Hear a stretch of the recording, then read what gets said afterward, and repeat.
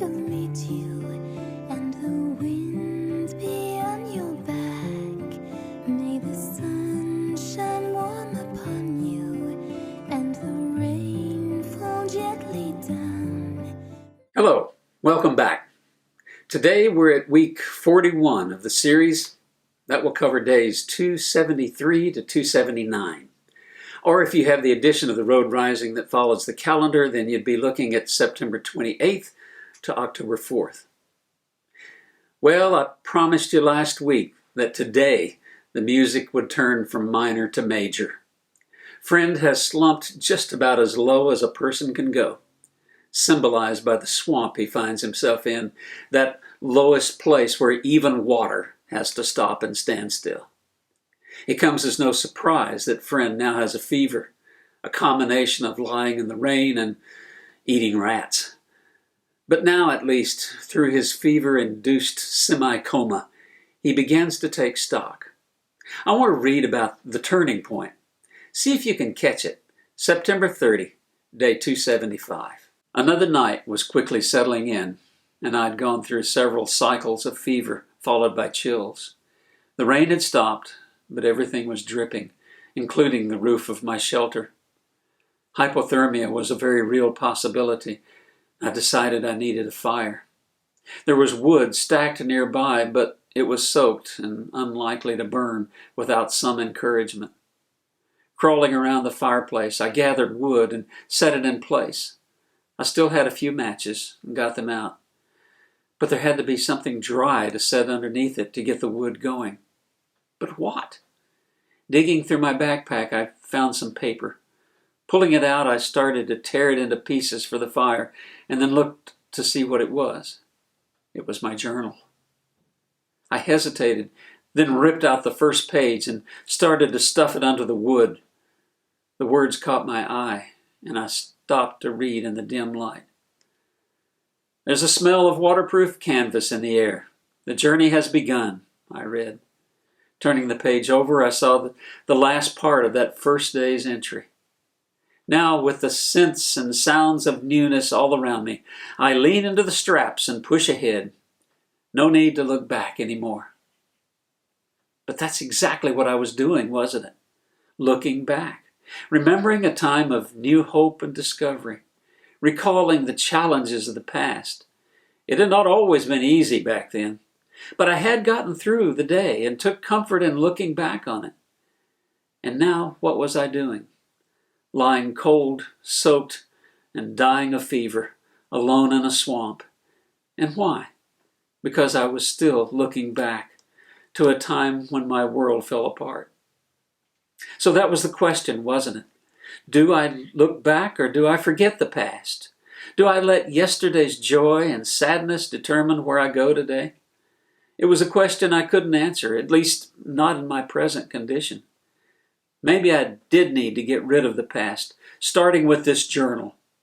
I shoved the page under the wood and struck a match. Holding it close to the paper, more words were brought to the light. Now last year is last year. Past, forgotten, forgiven. Something in those three words caused me to hesitate. I blew out the match and thought about it. Did you catch those last three words? Past, forgotten, forgiven. For Friend, that was enough to make him blow out his match and stop to think. It might be a good idea for us as well, especially if you or someone you know is suffering from grief. Granted, it's things in the past that can bring us to grief, not things in the future, mind you.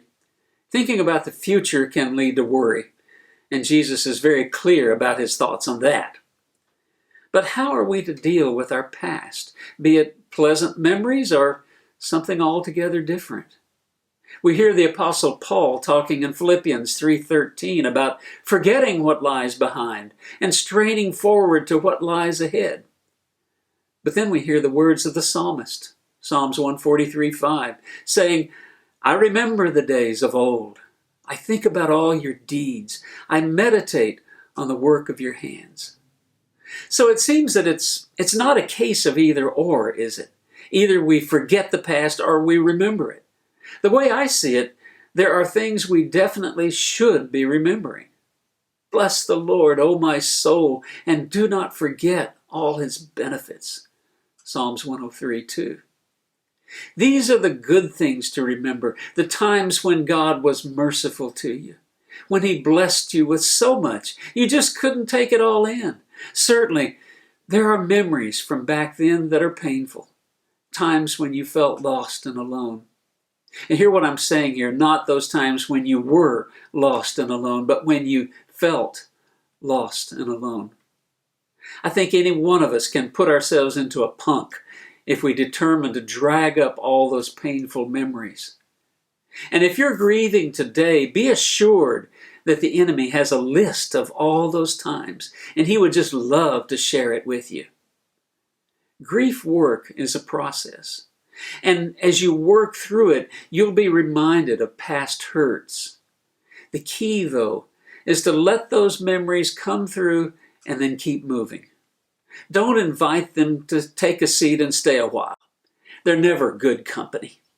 Instead, recall those times when God was very real to you, when love was strong, making you into a better person than you were before. This is why it's good to keep a journal. When your memories get out of focus by grief, it's good to go back to the original manuscripts and see what really happened back then. And of course, the Bible is the best journal of all. See what it has to say for every situation in which you find yourself.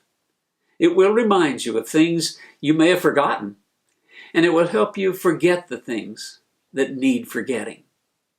Y'all come back now. Here.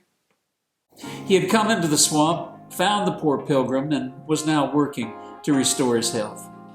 Finally, the day came when the pastor suggested they move together back to the trail.